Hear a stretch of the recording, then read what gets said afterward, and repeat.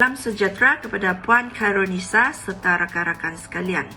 Kami daripada Kumpulan Kota Kinabalu, Kumpulan K. Izinkan saya untuk memperkenalkan ahli kumpulan kami terdiri daripada Encik Winchester David, Siti Idrawati binti Muhammad Idris, Encik Lau Siong Kong, Encik Nurain binti Amran dan saya Audrey E. Hui Chi. Tajuk tugasan yang kami pilih adalah perbandingan perdagangan antara bangsa antara Malaysia dan China. Objektif analisis laporan kami ini bertujuan untuk membandingkan dasar perdagangan antara Malaysia dan China dan termasuk pendekatan terhadap liberalisasi perdagangan, perlindungan industri tempatan dan perjanjian perdagangan bebas. Ia juga menganalisis komoditi ekspor utama bagi kedua-dua negara serta sejauh mana mereka bergantung kepada rakan dagangan utama. Membandingkan tahap dan arah aliran pelaburan asing langsung (FDI) termasuk sektor utama yang menarik pelaburan serta peranan FDI dalam pembangunan ekonomi. Menilai strategi kerajaan dalam memacu ekspor termasuk dasar insentif, sokongan institusi dan pelan tindakan nasional. Perbandingan dasar perdagangan antara Malaysia dan China. Bagi negara Malaysia, pendekatan umumnya adalah liberalisasi ekonomi, iaitu berorientasikan pasaran terbuka.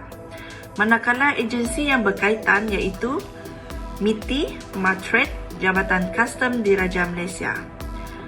Melalui kerangka perjanjian iaitu Asian-China Free Trade Agreement ACFTA, Regional Comprehensive Economic Partnership RCEP dan Comprehensive and Progressive Agreement for Trans-Pacific Partnership CPTPP.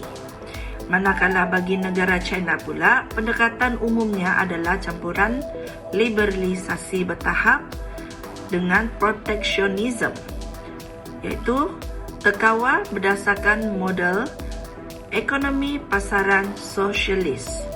Agensi yang berkaitan iaitu Kementerian Perdagangan iaitu MOFCOM serta Bank Export Import China.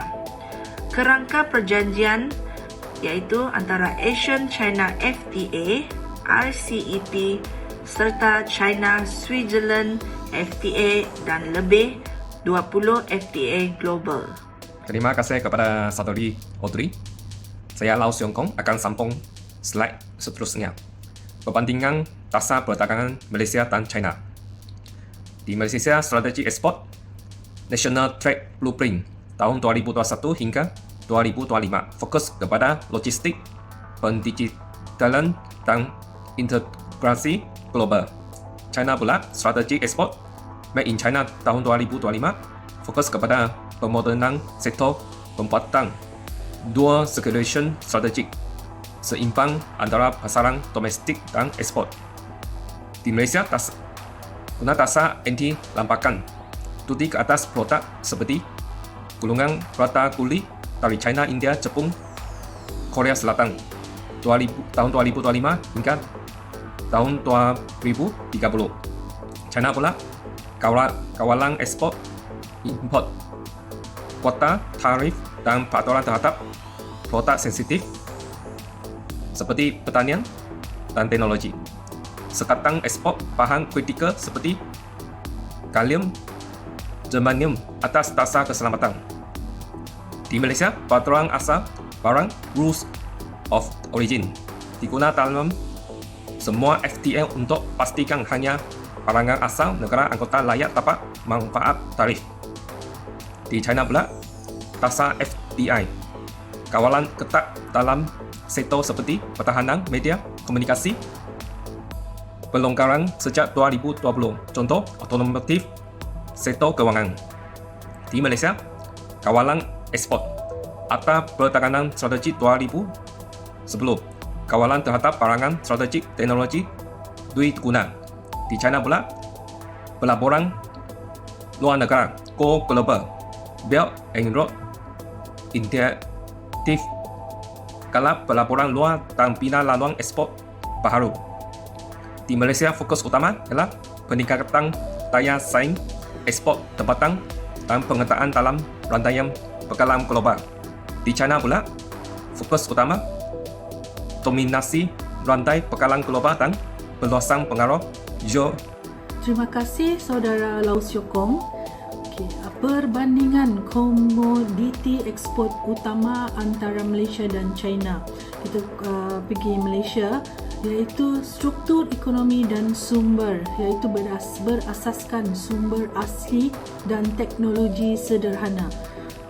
Ekspor utama komuniti Malaysia ialah elektrik dan elektronik, 42.4%, jumlah ekspor iaitu 53.68 bilion hingga Mei 2025. Semiconductor, integrated circuit dan komponen elektronik. Minyak sawit dan produk pertanian pula 9.81 bilion, iaitu 14 bulan pertumbuhan berturut-turut, manakala petroleum dan LNG 6.2 bilion pada tahun ini. Pasaran utama ekspor Malaysia iaitu China, Amerika Syarikat, Singapura, Hong Kong, India, Pakistan, Jepun dan Korea Selatan. Nilai dagangan terkini Malaysia ialah suku pertama 2025, lebihan dagangan barangan iaitu 38.49 bilion, iaitu berbanding dengan 36.94 bilion suku 4 2024. Kebergantungan pasaran utama Malaysia itu tertinggi terhadap China pada tahun 2024 sebanyak 41.2 bilion, iaitu 17% jumlah perdagangan. Januari hingga Mei 2025 iaitu sebanyak 44.21 bilion, iaitu 17.5% jumlah perdagangan. Peningkatan 6.8% kepada 203.13 bilion dalam tempoh sama 2025 berbanding 2024.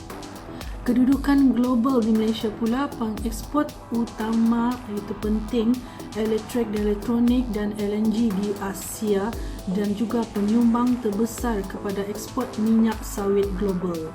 Kita pergi kepada China. China, struktur ekonomi dan sumber, negara pengeluar global dan berasaskan industri pembuatan dan teknologi tinggi.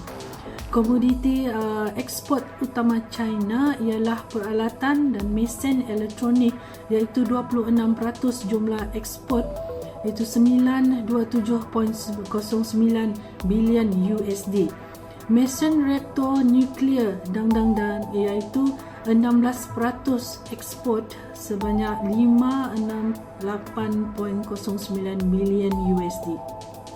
Kenderaan selain kereta api trim termasuk EV itu sebanyak 6%, lebih 20 juta unit diekspor pada tahun 2024. Pasaran utama ekspor China iaitu Amerika Syarikat, Kesatuan Eropah, ASEAN, Rusia, India dan pasaran membangun melalui BRI. Nilai dagangan terkini iaitu suku 4 tahun 2024, lebihan dagangan barangan 249.8 bilion USD, iaitu pentadbiran pertukaran asing China SAF pada tahun 2025. Kebergantungan pasaran utama China ialah bergantung kepada Amerika Syarikat, Europe dan ASEAN, tetapi kini yang mengurangkan kebergantungan kepada Amerika Syarikat melalui perluasan pasaran ke negara membangun seperti Malaysia, iaitu melalui Belt and Road Initiative BRI. Kedudukan global China pula iaitu pengekspor terbesar dunia dalam barangan pembuatan dan teknologi. China juga mendominasi dalam EV dan semikonduktor. Sekian, terima kasih. Pelaburan langsung asing (FDI) merujuk kepada proses pemindahan modal antarabangsa yang lazimnya dilakukan oleh negara maju dan membangun sebagai usaha untuk merangsang pertumbuhan ekonomi domestik. Menurut Muhammad Noor, tahun 2015, negara-negara tersebut melaksanakan pelbagai inisiatif bagi menarik FDI ke dalam ekonomi mereka dengan matlamat memperoleh suntikan modal asing, pemindahan teknologi, penciptaan peluang pekerjaan, serta pengembangan industri-industri strategik. FDI bukan sahaja berfungsi sebagai pemangkin pertumbuhan ekonomi, tetapi juga berperanan penting dalam memperkukuhkan daya saing sesebuah negara dalam ekonomi global yang semakin kompetitif. Aliran masuk FDI ke Malaysia secara konsisten adalah kerana faktor geografi strategik, infrastruktur perindustrian moden dan disokong dengan dasar mesra pelaburan yang diselia oleh MIT dan MIDA, di mana terdapat sektor utama yang menjadi penyumbang utama bagi aliran FDI di Malaysia, iaitu sektor perkhidmatan, pembuatan dan perlombongan pengkuarian. Tumpuan utama pelaburan sektor pembuatan adalah dalam subsektor produk elektrik dan elektronik dan produk mineral bukan logam, logam asas dan produk logam yang direka. Kemudian, sektor pelombongan dan pengkuarian juga penyumbang yang besar dalam aliran FDI. Berdasarkan nilai positif dalam aliran FDI bersih dan penjanaan pendapatan ini, membuatkan FDI memainkan peranan besar dalam pembangunan ekonomi Malaysia kerana telah menyumbang kepada penciptaan pekerjaan baru, pemindahan teknologi canggih dan peningkatan produktiviti industri tempatan serta mengukuh kedudukan Malaysia dalam rantaian bekalan global khususnya dalam bidang semikonduktor, automasi industri dan teknologi maklumat.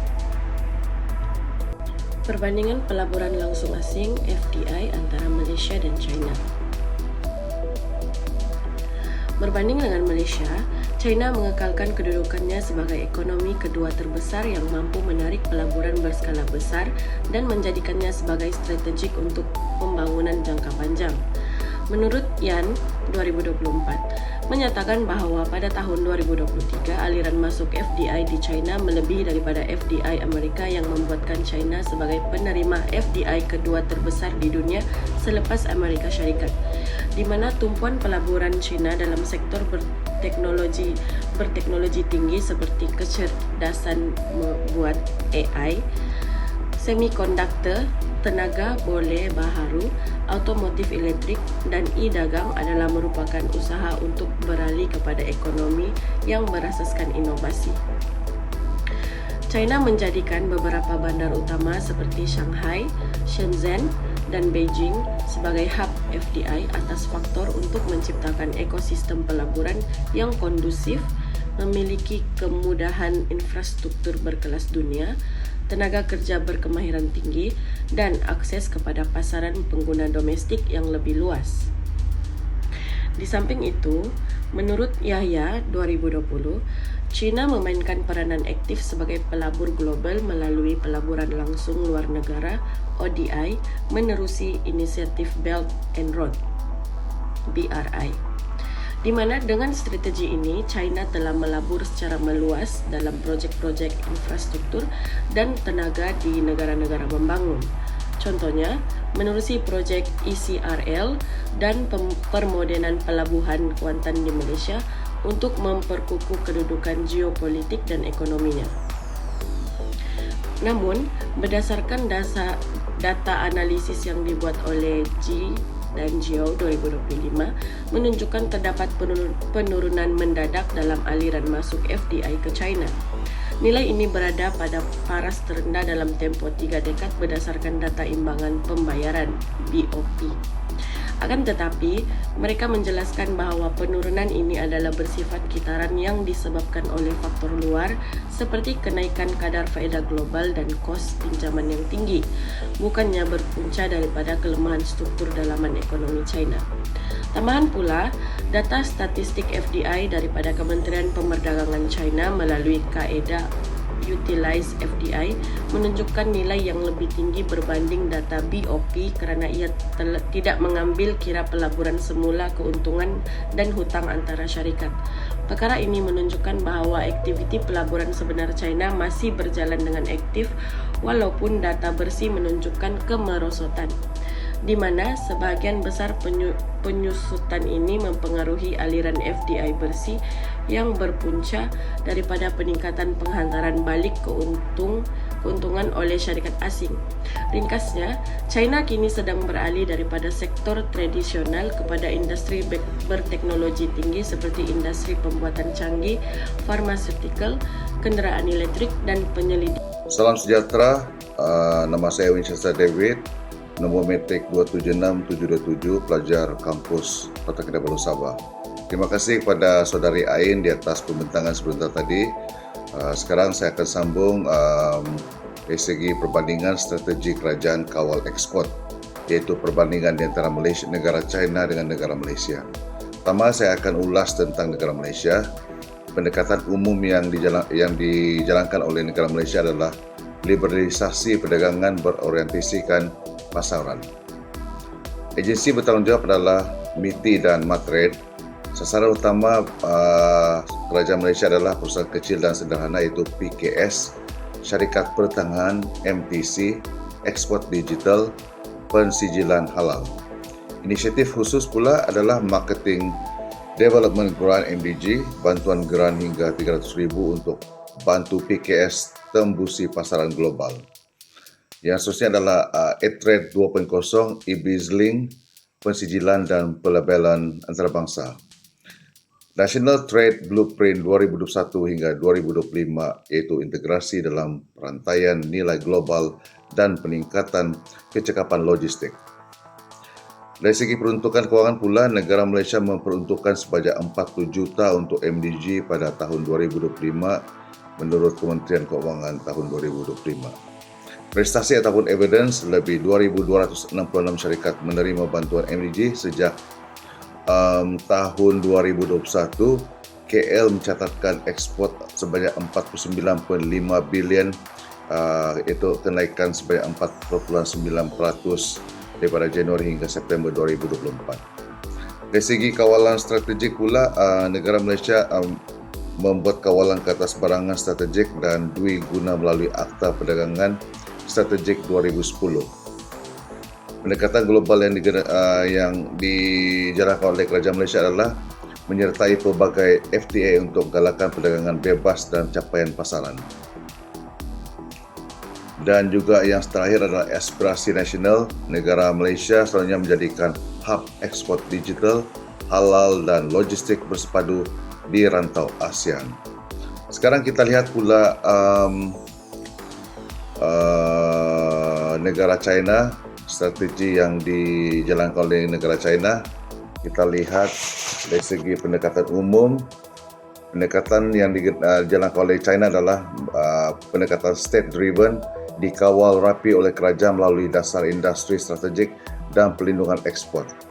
Agensi bertanggungjawab adalah MOFCOM, itu Ministry of Commerce, China Exim Bank. Sasaran utama negara China adalah industri strategik seperti semikonduktor, tenaga hijau, EV dan juga bahan mentah kritikal.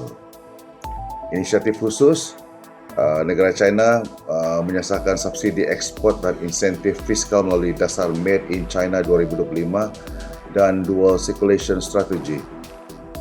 Seterusnya adalah negara China mengamalkan had ekspor bahan kritikal, iaitu gallium, germanium, graphite atas alasan keselamatan nasional. Dan yang terakhir adalah pembiayaan ekspor oleh China Exim Bank dan jaminan kredit untuk projek BRI dan ekspor teknologi. Dari segi peruntukan kewangan pula, negara China membiayai ekspor berskala besar melalui bank pembangunan dan juga dana khas untuk industri strategik. Dari segi prestasi dan evidence, China kekal pengekspor terbesar dunia, mengawal sebanyak 80 hingga 90% pasaran bahan mentah penting dunia. Dari segi kawalan strategik pula, negara China menyekat ekspor mineral kritikal, pelaburan terancang untuk kawal pengeluaran dan juga aliran teknologi luar. Dari segi peningkatan global, Belt and Road Initiative (BRI) bina laluan ekspor baharu melalui pelabuhan, rel dan zon ekonomi di luar.